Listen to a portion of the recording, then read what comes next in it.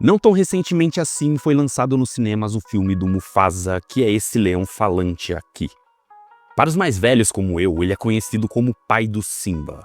Acontece que nem todo mundo gostou do filme e o Mickey me ligou reclamando que a bilheteria foi de apenas 600 milhões de dólares e não de 1 bilhão como ele gostaria.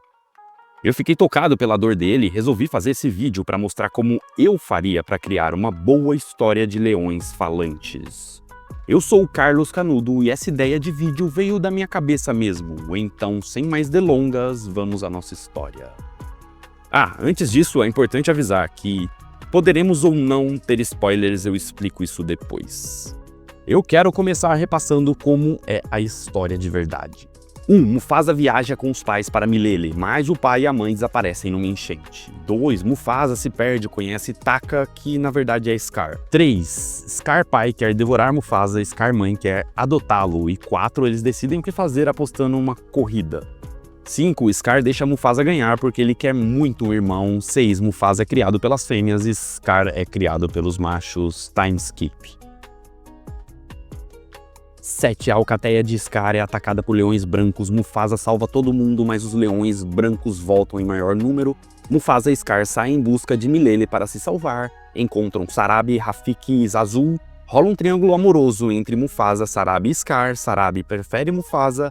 Scar fica com ciúmes e entrega a localização do grupo para os leões brancos. O grupo encontra Milele, mas os leões brancos aparecem. Mufasa luta com o Rei Leão Branco, mas está perdendo, o Scar salva a vida dele. Rafiki usa o jutsu do terremoto e os leões brancos são derrotados. Mufasa é democraticamente eleito rei.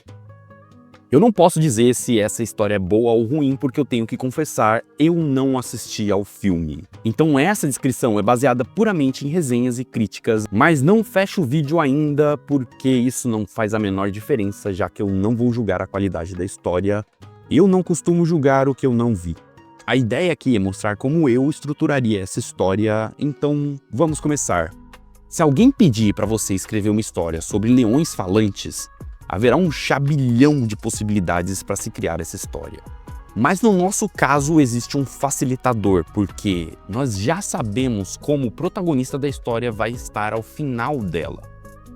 É isso mesmo, no filme O Rei Leão vemos Mufasa como um bom pai e um bom rei. Por isso, a história do nosso filme se reduz a uma dessas duas coisas, mostrar como ele se tornou um bom pai ou mostrar como ele se tornou um bom rei. Uma história de paternidade precisaria envolver o Simba, de alguma forma, mas nós não queremos isso, o que nos deixa com a opção número 2. Com isso, o chabilhão de possibilidades de história se reduz a algumas histórias sobre como Mufasa se tornou um bom rei. Acontece que tem mais uma dica aqui, porque se nós sabemos o final da história, nós normalmente sabemos o início dela também. Isso porque numa história clássica de Hollywood, o estado do protagonista no início é o oposto do final, ou quase isso. Logo, se Mufasa é um bom rei ao final, ele é um mau rei no início. Mas bom e ruim são subjetivos, então vamos especificar as coisas. O que me lembro do Rei Leão é que a savana era um lugar de harmonia e equilíbrio. Então Mufasa se tornou um rei equilibrado. O oposto de um rei equilibrado é um rei fora de equilíbrio, mas isso também não é muito específico, então a gente troca essa palavra por autoritário. Pronto. A nossa história vai contar como Mufasa era um rei autoritário e se tornou um rei equilibrado, e isso sim é bem específico. Agora a gente tem um problema, porque o público precisa gostar do nosso protagonista e ninguém gosta de reis autoritários. Então a gente vai ter que usar alguns hacks literários aqui. E o primeiro deles é criar uma situação onde o nosso cérebro aceite inconscientemente atitudes fora de equilíbrio. E há dois tipos de histórias que se encaixam aqui, vingança e guerra. Nós não queremos uma história de vingança, então vamos ficar com a guerra. Mas não se preocupe, eu sei que esse é um filme infantil da Disney, então tudo vai ser bem leve. Recado importantíssimo aqui. Nós estamos falando de ficção. Então não interpretem isso da forma errada, ok? Agora, a gente tem que definir um pouquinho da lore da nossa história no início da trama.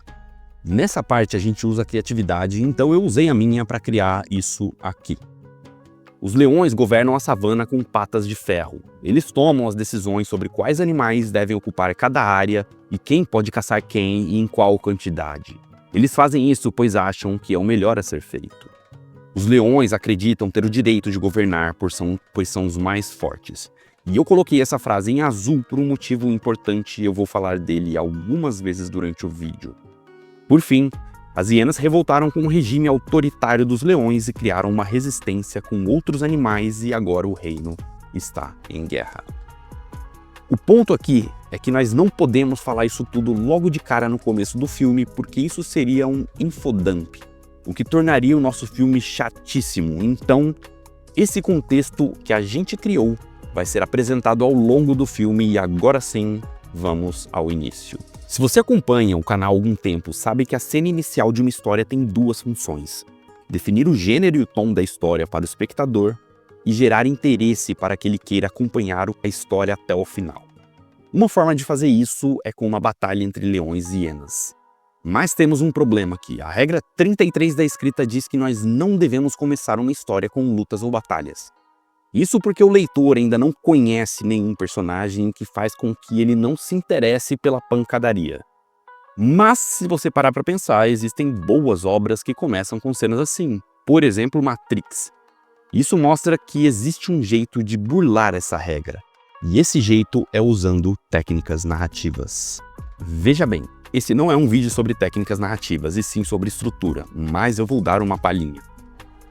A cena abre com um grupo de animais sendo intimidado por um grupo de hienas. As hienas estão tentando convencer os animais a se juntarem à rebelião. O termo intimidado aqui é bem importante.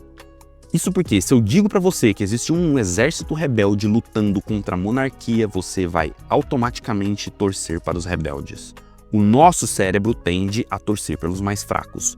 Mas não é isso que queremos no nosso filme, então o espectador tem que ter muito claro na cabeça dele que as hienas são malvadas. Por isso, elas estão intimidando os animais. Acontece que esses animais se negam a se juntar à rebelião e dizem que hienas e leões são todos iguais. A única diferença é que os leões não os obrigam a lutar. E tem duas coisas importantes aqui. A primeira é que leões lutam sozinhos e isso vai ser usado ao final da história. A segunda é que essa não é uma história maniqueísta onde leões são bonzinhos e hienas malvadas. Há alguns tons de cinza, então dizer que leões e hienas são iguais nos dá uma visão de que Mufasa tem culpa no cartório e tem algo importante a aprender. Um outro adendo: nos diálogos dessa cena nós devemos deixar claro que a savana está em guerra, mas precisamos definir o tom da história, que é uma história infantil. Então também precisamos de alguns alívios cômicos. Fim do adendo. As hienas dizem que os animais não são aliados, eles são inimigos. As hienas dizem que se os animais não são aliados, eles são inimigos e elas se preparam para atacar. A gente precisa usar umas técnicas baratas de escritores aqui, tipo colocar alguns animais bebês acuados no colo da mamãe. Porque lembre-se, precisamos gerar interesse no espectador, mas ele ainda não conhece nenhum personagem, então a gente gera interesse por empatia, tensão e curiosidade. Empatia pelos animais ameaçados, e aí entram os bebês.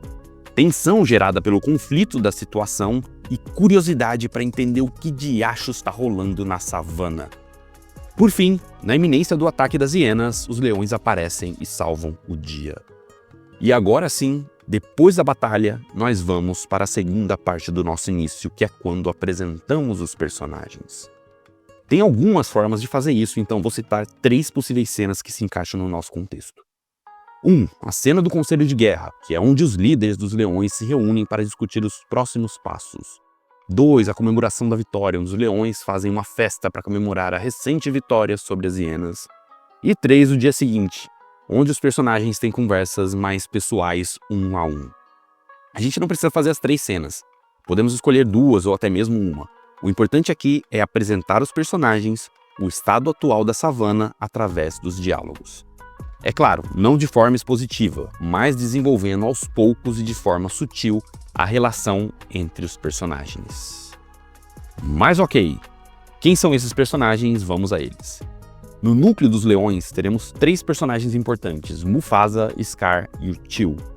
Na nossa versão, Mufasa vai ser o irmão de sangue de Scar, Mas o tio não vai ser o verdadeiro tio, e sim o tutor, que assume o papel de regente do reino temporariamente até que Mufasa esteja pronto para assumir o trono.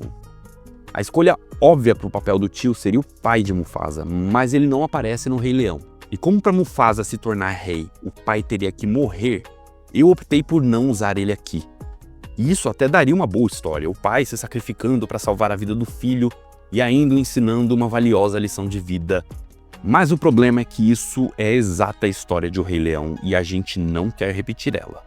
Então, na nossa versão de Mufasa, eu escolhi o tio, que vai ser um leão mais velho, que era amigo do pai de Mufasa e hoje cuida dos filhos dele e do reino até que eles estejam prontos para assumir a coroa. E isso tudo parece bem complicado, mas a gente não vai falar nada disso na história. Toda essa teia de motivos fica escondida nas camadas mais profundas da estrutura. Então vamos às características dos personagens. Mufasa é forte e corajoso, Scar é inteligente e sarcástico e o tio é sábio. E essas características devem ser apresentadas, como falei agora há pouco, por meio de diálogos naturais dentro das cenas sugeridas. Exemplo, na cena de batalha, quando os leões aparecem, Mufasa é o primeiro a pular na frente das hienas e consegue lutar com umas 5 delas sozinho. Isso mostra sua força e coragem.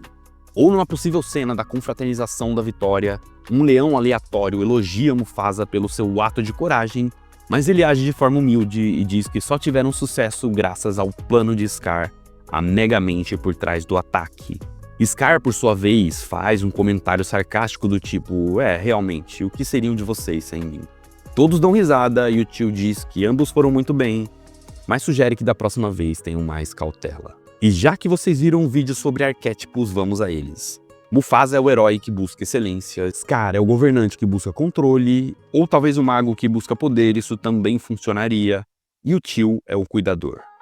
A função narrativa de Mufasa, obviamente, é de protagonista, ou seja, é pelos olhos dele que veremos a história, e é ele que sofrerá grande mudança. Lembra da frase azul que eu falei antes? Ela é a mentira que Mufasa acredita no início. Os leões têm o direito de governar, pois são os mais fortes.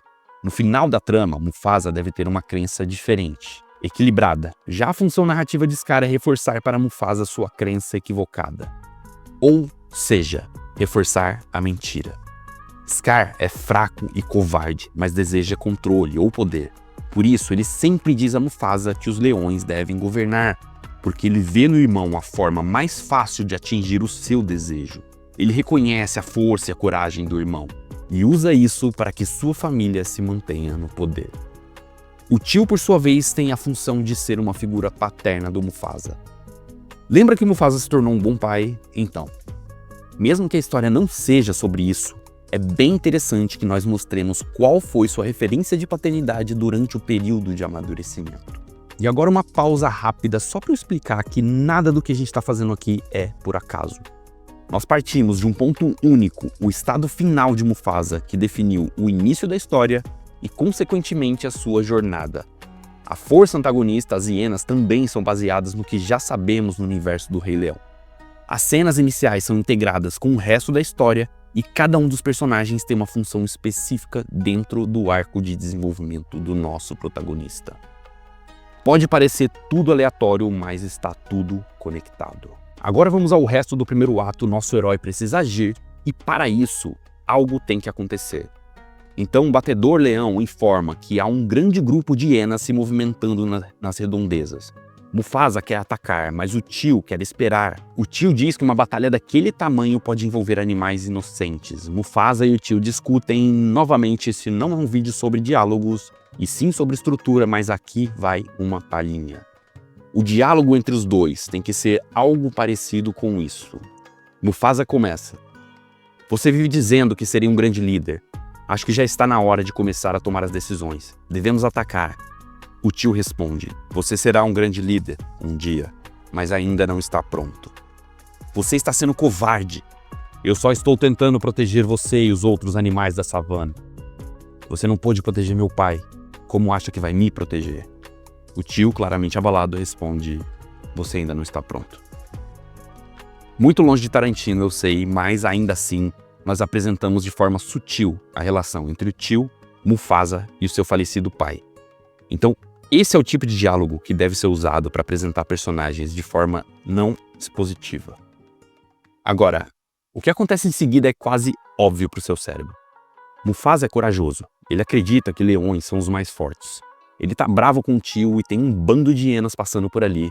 Então ele quer provar que tá certo, logo ele faz algo estúpido porque jovens leões corajosos sempre fazem coisas estúpidas quando são contrariados. Escondido do tio, Mufasa junta um pequeno grupo de leões e ataca as hienas. Acontece que as hienas estão em grande quantidade e há outros animais junto com elas. Então Mufasa e seu grupo acabam cercados e essa é a melhor hora para apresentarmos o nosso vilão. O vilão é o líder das hienas. Foi ele que matou o pai de Mufasa numa emboscada anos atrás, no primeiro levante da resistência. Isso justifica o pai de Mufasa não estar na história e faz com que a disputa entre o herói e o vilão tenha um elemento pessoal. Além disso, uma das muitas formas de estruturar um vilão é pela antítese versus espelho. No nosso caso, o vilão terá uma crença espelho do herói, pois ambos acreditam que os mais fortes têm o direito de governar. A diferença é que Mufasa acredita que a força vem de sua natureza, e o vilão acredita que a força pode vir de outras formas, com uma capacidade de persuasão dos outros animais. E isso é interessante, pois vai ter influência em Scar no futuro, mas a gente só vai deixar isso no ar. A antítese dos dois está no desejo. Apesar da crença de Mufasa, o seu desejo é ser o melhor governante possível. Lembre-se do arquétipo do herói. Já o vilão deseja controle ou poder, ou seja, ele tem o mesmo arquétipo de Scar. A sua rebelião não é para que a savana seja um lugar melhor, mas por motivos mesquinhos. E eu não preciso dizer que isso tudo precisa ser apresentado por meio de bons diálogos, ok? Então vamos voltar ao fim do nosso primeiro ato. O tio aparece com um grande grupo de leões e salva o dia, mas vamos ao ato 2. Há uma rápida batalha entre leões e hienas, mas elas entendem que agora estão em desvantagem e fogem junto com os outros animais. Acontece que a confusão faz com que haja um estouro de uma manada de animais grandes que vão em direção a um grupo menor de animais. Se ninguém fizer nada, esse grupo menor de animais irá se machucar severamente. Então Mufasa corre em direção ao início da manada para tentar guiá-los para outro lugar. Eu pensei se Mufasa deveria ir sozinho ou acompanhado de Scar e cheguei à conclusão que Scar precisa sim ir com ele, mas eu explico o motivo depois. O Scar, no entanto, aqui não pode ajudar Mufasa por vontade própria, já que ele é covarde, então é o tio que pede para que ele ajude o irmão. Os dois juntos conseguem desviar a manada para longe do grupo de animais menores, mas Mufasa se machuca, um grupo de hienas está perseguindo os dois leões e faz com que eles tenham que fugir. Aí eles chegam num lugar desconhecido, conhecem Rafiki, que os ajuda a se esconder das hienas. Rafiki também cuida dos ferimentos de Mufasa, apresenta o lugar onde estão aos irmãos e 3 coisas importantes sobre esse lugar. 1. Ele está fora do reino dos leões. 2. Ele não é governado por ninguém. E 3. Ele é belo e próspero, é um lugar de harmonia. Nesse ponto da história, o protagonista vê a verdade, mas ainda está comprometido com a mentira. Ou seja, Mufasa acha estranho que um lugar sem um rei forte possa ser tão próspero, mas ele não pode negar a realidade à sua frente.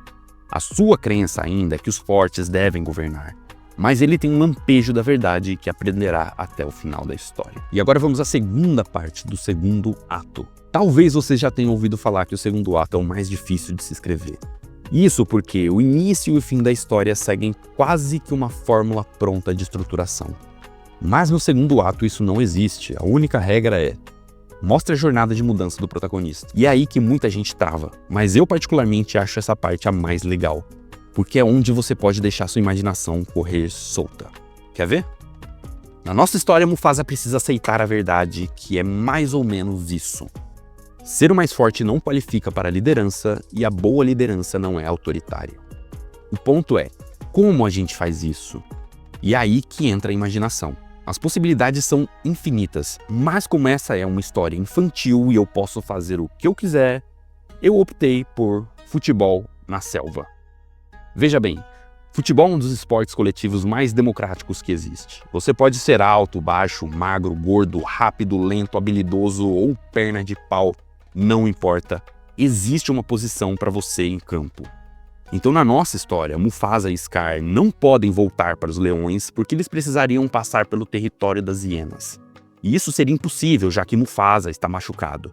Então eles decidem esperar até que Mufasa esteja curado, mas enquanto esperam, Mufasa vê alguns animais jogando o nosso recém-criado esporte. Ele se interessa pelo jogo e como as diferentes espécies interagem entre si, formando times e competindo. Ele pergunta para Rafiki se ele pode participar e o macaco diz que sim, desde que não se esforce muito. Mufasa convida Scar, que diz não ter interesse por brincadeiras infantis. Leões são melhores do que isso, então Scar só observa com desdém tudo o que vai acontecer a seguir. Mufasa começa jogando devagar, pois ainda está machucado, mas sempre que pega a bola, ele tenta levá-la sozinho até o gol e acaba perdendo para um animal menor e mais fraco. Com isso, o seu time sempre perde. E no início ele coloca a culpa no seu machucado, mas aos poucos ele vai melhorando e não consegue fazer o seu time ganhar, mesmo assim. É aí que ele percebe que não adianta toda a sua força, não é isso que o fará vencer. E um outro ponto para deixar a verdade clara para Mufasa é que ele conhece Zazu, que é o líder do time que sempre vence. Zazu é um pássaro pequeno e frágil, mas ele consegue voar e tem uma visão ampla do campo de futebol. Assim ele consegue usar sua vantagem natural e sua inteligência para orientar os demais membros da sua equipe para trabalharem juntos e ganharem o jogo. Mufasa aos poucos aceita que precisa da ajuda dos outros animais para ganhar, mesmo que eles sejam mais fracos. E ele só consegue de fato vencer seu primeiro jogo quando trabalha em equipe. Antes de irmos ao terceiro ato, deixe-me explicar uma coisa. Eu disse antes que Scar tinha que ir com Mufasa e isso tem um motivo. No Rei Leão, nós vemos como Scar se tornou um vilão. Mas Mufasa e Scar tinham as mesmas crenças no início da história. E se só Mufasa tivesse ido às terras fora de seu reino, o público poderia pensar: tá, mas o Scar só ficou daquele jeito porque ele não teve a oportunidade de jogar futebol na floresta.